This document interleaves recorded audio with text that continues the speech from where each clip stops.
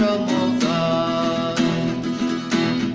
Pesmica naša srca oglaša, Božja ljubezen prenaj iz nas.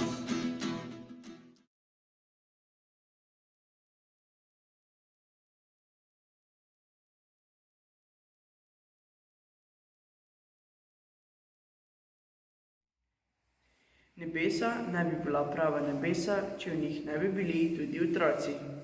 Serafinček nam je včeraj predstavil Frančiška in Jacinto, ki sta doživela nekaj, kar ni dano vsakemu človeku.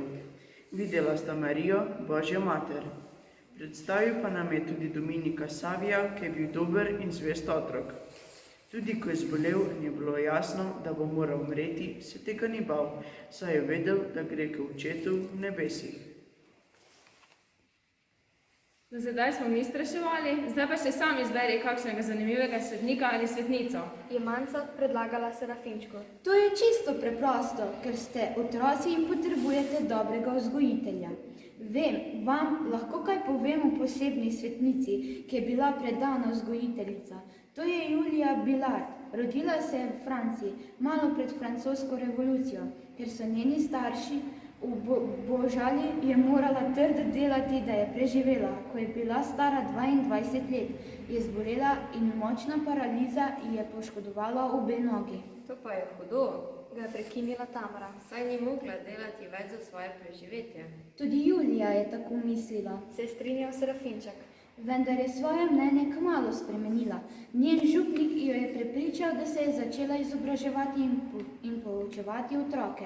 Pri tem je bila tako uspešna, da so jo otroci naravnost oboževali.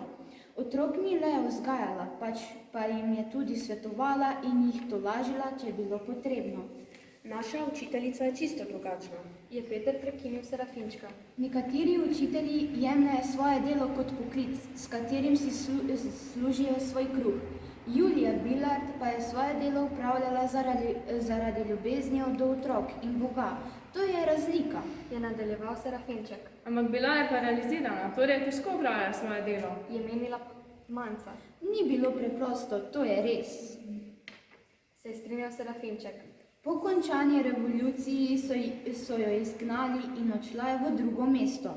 Tam je bil mlad duhovnik, ki je vodil zapuščene otroke, da jih je učila in vzgajala. Otroke revežev. Je zanimala Tamaro.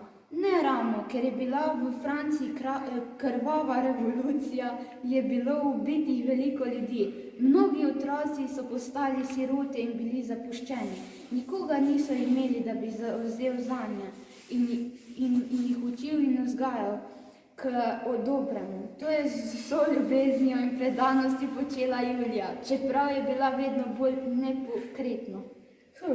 V tem primeru ji pa Bog lahko pomagal s kakšnim čudežem. Je dodal Peter. Zakaj jo je pustil, da se je mučila? Božja pota so za vas ljudi včasih težko razumljiva, vendar Bog najbolje ve, zakaj je nekaj potrebno. Tako je bilo tudi v tem primeru. Res, kako? Se je začudila Manca. Julija je okoli sebe zbrala mlade dekleta, ki so bila pripravljena zaradi ljubezni do Boga in bližnjega skrbeti in vzgajati otroke. Tako je ustanovila družbo za pouk in vzgojo deklic. Ob ustanovitvi te družbe se je zgodil poseben čudež. Julija Bilard je nenadoma ozdravela. Je to mogoče? Se je začudil Peter. Pri Bogu je vse mogoče, to bi lahko že vedel. Ga je podučil Serafinček. No vidiš, pa je Bog le poskrbel zanjo. Je Manca pogledala Petra. Bog je vse življenje skrbel zanjo. Za svoje varovanke je skrbela z Božjo pomočjo in se ni zanašala le na svojo pamet, je zaključil Serafinček. Za nalogo imamo vprašati starše, kdaj in kje so bili nazadnje na Romaniji.